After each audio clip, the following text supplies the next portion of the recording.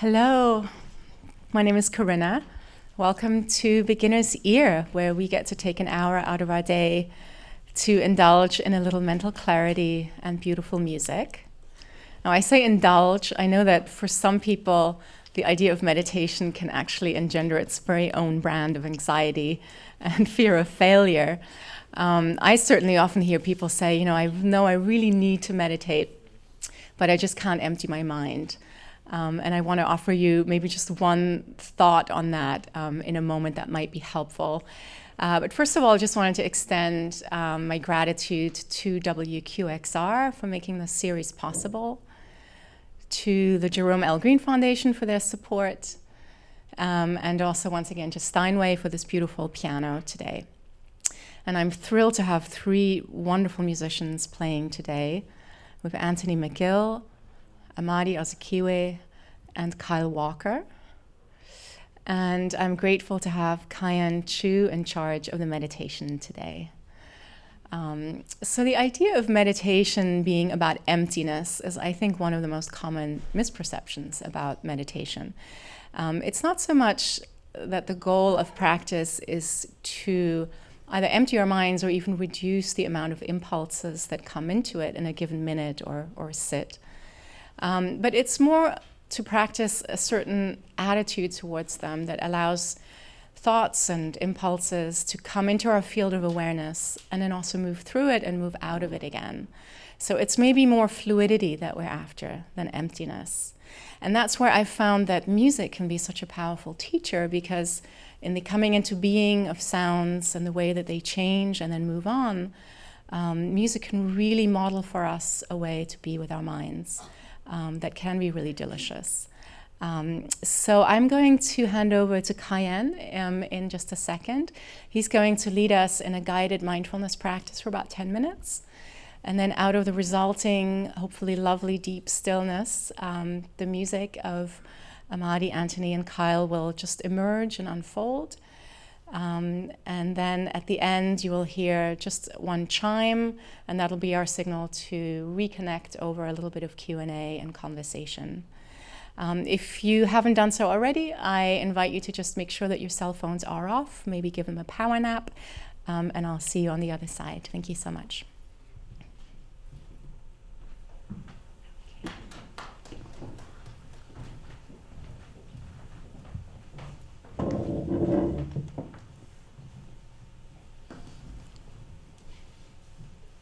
So thank you, Corinna. Establishing a comfortable seat, and begin by listening. Listening to the full sound of the bell as it permeates your entire being into stillness.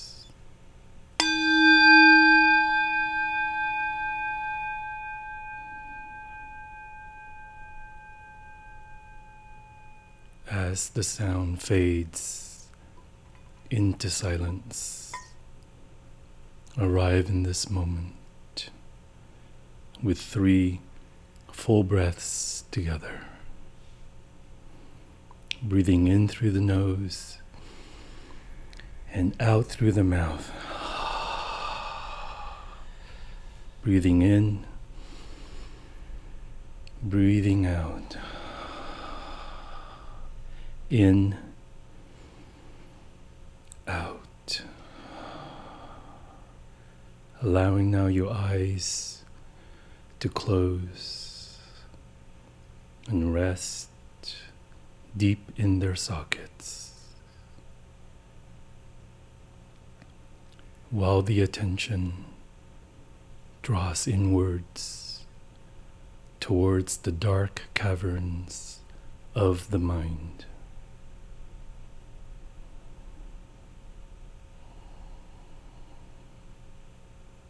Within this darkness, and for a moment into the hour,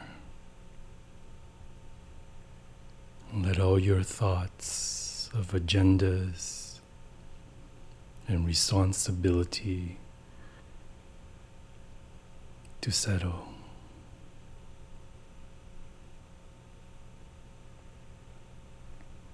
and allowing it now to pour through the body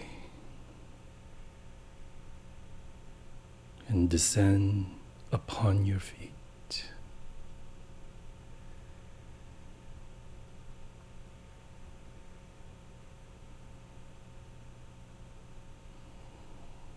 From this root, supported by the holding of the earth,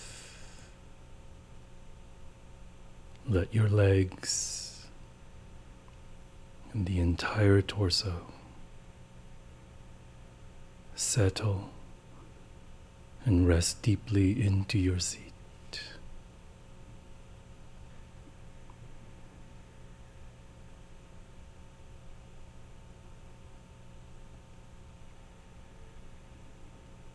Allowing now the hands and all the fingers to unfold, bathing in the warmth of awareness.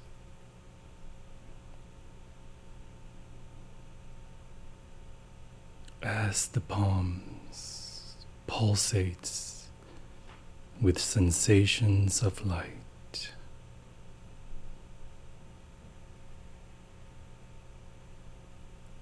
And breathe.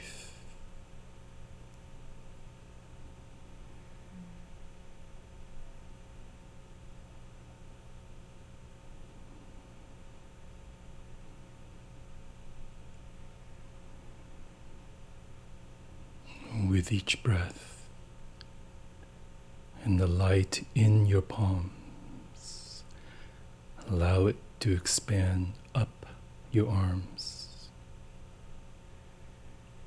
caressing the shoulders in alignment over the hips.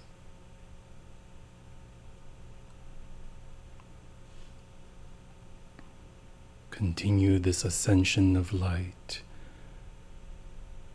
to soften the throat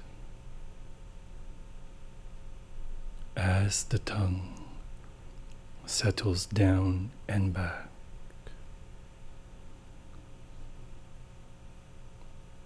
And the jaw releases into spaciousness.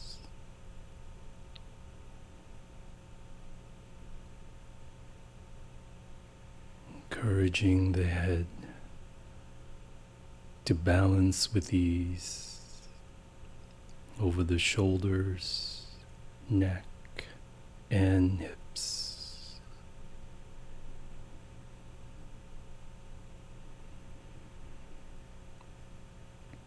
And breathe.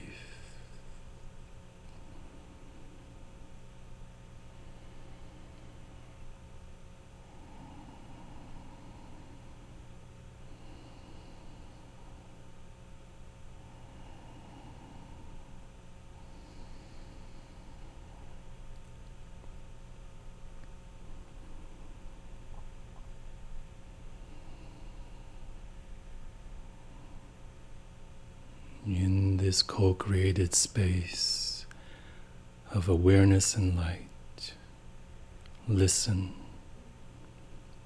Listen to its permeating sound of silence. And the inner silence between each breath, sensations, or thought.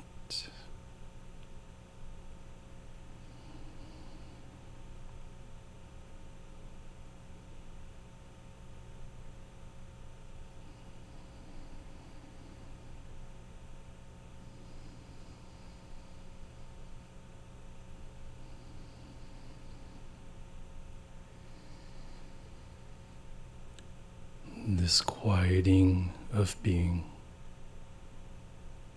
that is revealed through the act of listening to begin again and again. An orchestra of infinite potentiality in the here and now.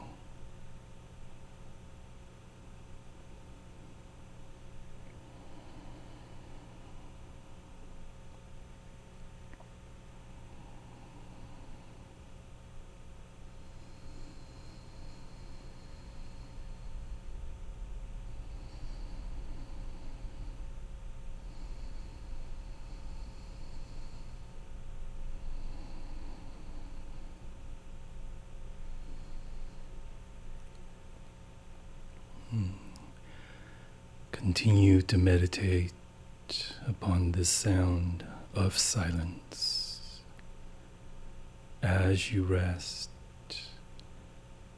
and listen with beginner's ears to each breath, sensations, or thought.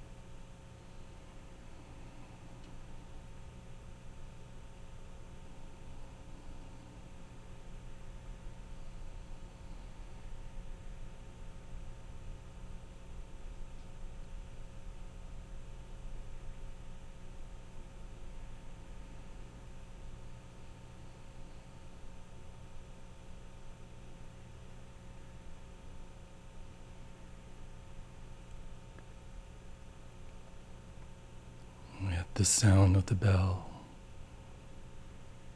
let the silence slowly emerge, flowering your ears towards presence and receptivity.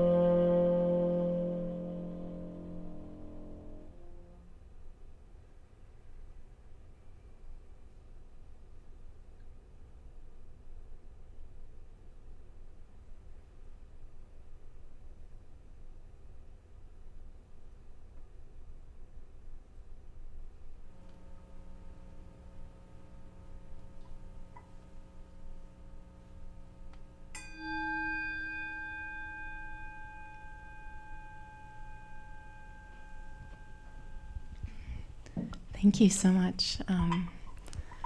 Thank you to the musicians. Thank you to everyone in the audience for making space for all these beautiful sounds and this gorgeous music. You've given us such an interesting program to hone our ears on, both in terms of the very different sound colors of the three instruments that we had, with the clarinet, the viola, and piano, sort of each with their own sound profile, and especially the very first notes coming out of the silence by the clarinet that has this unique quality of just kind of sneaking up on you, I think. It has like this way of making the air vibrate in a way that by the time we realize it's sound, it's actually been there already for a few fractions of a second. And Anthony, I'd love to hear from you just a little bit about the piece that you chose to play, which I know has its own special history in terms of how it was probably listened to when it was first heard. And maybe if you can just give us also just your impressions of what it was like playing into that silence or out of that silence. Yeah, thanks so much for being here, everybody. And it's amazing, actually, to play, first of all, having been on the stage when we began already for quite a few minutes, and then try to get in a space where it feels like I'm ready to perform. A lot of times as performers, we actually spend a lot of the time backstage preparing ourselves mentally to perform, and to actually already be sitting up here with you as we were beginning a meditation. I realized I had never done this before. And so some things that we do as performers, we practice doing the thing before, mentally.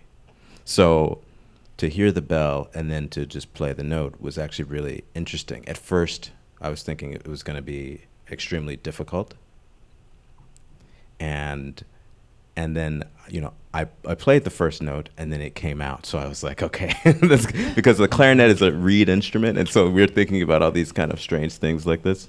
So that was the first thing that was kind of fascinating about it. But the piece itself is a masterwork. It's about an hour long. And this is the third piece. It's a solo clarinet movement, but it's a chamber work that Messiaen wrote while he was in a camp during World War II, around that time. And he found a couple instruments and started writing a few different pieces, one for the solo clarinet, then he had 2 or 3 instruments, around this camp, and gave performances of this at the camp. And so that, of course, has a lot of meaning, but he was really into the sounds of nature, the sound of birds, and the sound of this sort of thing. So his music is very natural, but also kind of supernatural. He was a very devout religious person. And so in this music, you can kind of be here with it, but also it can take you many places. And in that movement, and in the solo movements in particular, they're duo movements with violin and piano and cello and piano. Some of the most beautiful music ever written, because he does transport you. So while I was playing that movement, especially in some of the softer, slower, lower parts of the piece, as the piece went on, especially I tried to dive into, like you said, that the sound actually has a world of its own, kind of, in the air making that sound. And I guess I'm blowing through the clarinet, but the sound itself exists as you play it. And so for a couple moments in there, I was in the sound as maybe you were as well, trying to listen to it as an observer.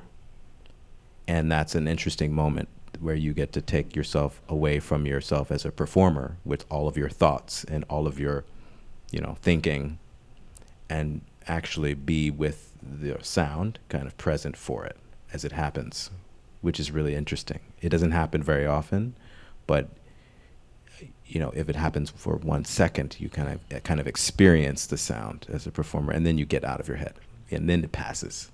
Yeah. Yeah, and I mean also in that movement there are so many gaps in between the notes, right? So that the silence actually is very much part of the piece, and I thought the conditions here. I mean, I've heard that piece played in normal concert settings, and to me that was really extraordinary. Just having the gaps in between the notes almost develop their own life as well, and just being reminded of how much music is about framing silence, I think. And Amadi, like your movement from a sonata for solo viola by Hindemith, a similar time period as the Messiaen, right? Late 1930s. 1937. That's Yeah. right. So that's also, I mean, it's sort of that sense of a soliloquy in silence, right? Can you like talk a little bit about like how you approach that as a performer to make it sound like sort of move between abstraction and then sort of searching for something expressive? Well, I would like to first say that it's probably one of the more user-friendly pieces, this sonata, because when we think of Hindemith, you don't always think of, lyricism, tonality, because he was experimenting, including with this piece. But it has always struck me how much he could put into so little time. For instance, the pizzicato portion. I mean, how do you think of that? Like, why did you? And but it strikes me as being a very spiritual, sort of a mysterious little part of a story. And if you ever were to look at the sheet music for that sonata, automatically there's a disclaimer that Hindemith did not write this piece while on a train between New York and Chicago, saying that he needed more music for his next concert. But I think there's some truth to that. Otherwise, it's... So he was a very spontaneous person and able to write in all different styles. So for me to embrace that is... He also wrote film music. Most people don't know that. I didn't know that until recently.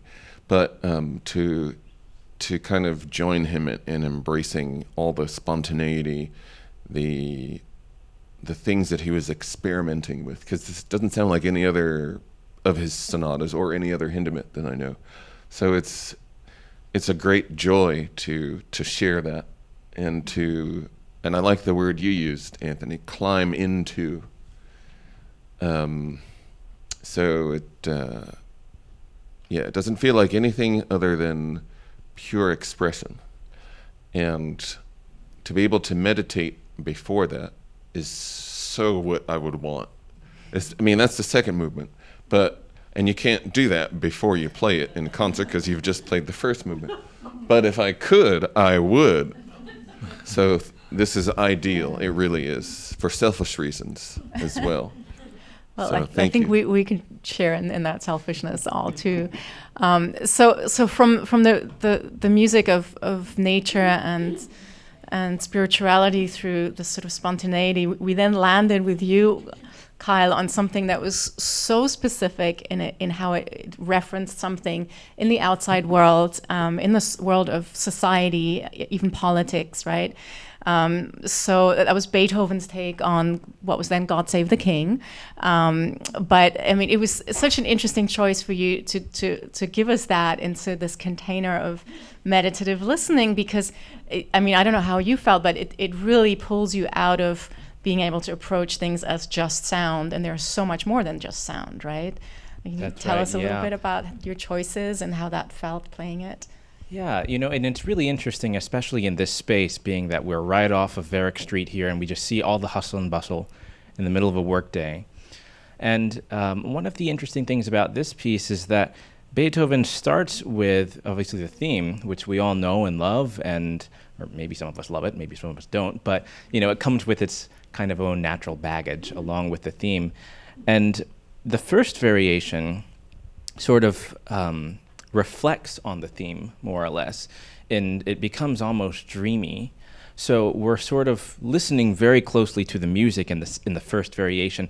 But as soon as the second variation starts, there's all of a sudden lots of activity happening, lots of contrapuntal activity between two of the hands at the same time.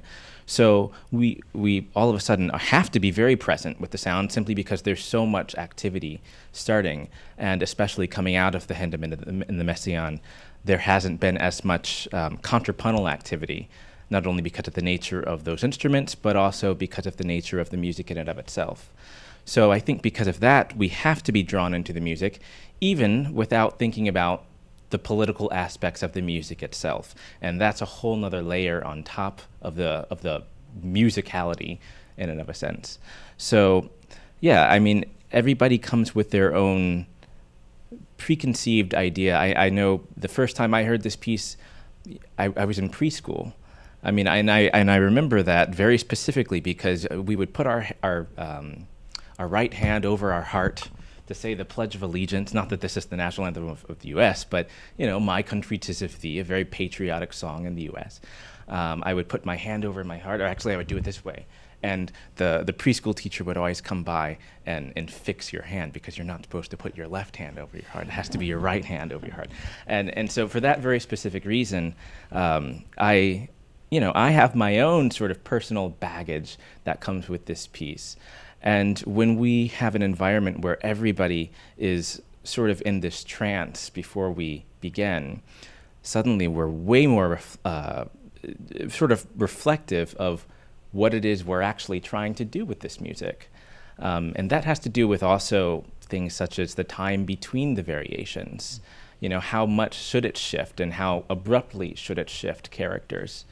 It's also interesting, some of the variations, when you think about like what Beethoven was kind of going through when he wrote these variations on God Save the King. I think about the march. Bum ba ba ba bum ba bum ba ba. That's obviously very militaristic in a sense. But then we have, or right before that, we have the one in minor, and it's obviously very slow and not dreamy, but very romantic in sort of comparison to the ones that came right before it, which again are those contrapuntal activity ones. And yeah, it's just so interesting to sort of take the journey with Beethoven, but also relate it directly to what we're going through in our society, in our time. Yeah, it's really, really interesting to go through this process with an audience with me along the journey. Yeah. And I mean, I thought it was also listening to it inside of the context of meditation. It seemed to tie in nicely with the idea that the thought itself is a really neutral thing. It's not a good or bad or patriotic or pathetic or an aggressive thing. It's more like the stories we tell about it. And with each variation, you were kind of reminded of the innocence of the theme itself. Like the theme is just the theme. What you make with it, right, then gives it militaristic colors or something really melancholic, or and so that was sort of interesting how like the music again kind of models that it just is, and then yet of course like we don't allow it to just be, like we make up all these connotations and give it so much power and significance with the stories that we tell. Yeah, and then they ended with a Bruch, just one movement. From pieces that really were written for these three instruments together, and it was just such a beautiful way of you coming together and giving us something that was so rich in emotion and texture, and it was kind of, I thought, fun to try and pick out the individual voices as we'd gotten to know them in your solo pieces when you were all blended together. Is there just one, maybe in conclusion, a comment or a question from somebody in the room that you would like to share or ask? I know that we're kind of coming to the end of our time together. We do have microphones if somebody wants to even just share a thought or an expression. We had one event similar to this in the fall that had those three instruments, and there was somebody in the audience who had this incredibly beautiful comment that I just want to share with you. It comes from a listener back then, but she was reminded, listening to clarinet, viola, and piano playing together, of a time when she remembered sailing at night approaching the shore, and she said it was like the three qualities of black. So there was like the black of the sky, there was the black of the dark water, and then there was the black of the land that they were approaching, and how like these different colors were like textures were all in the music.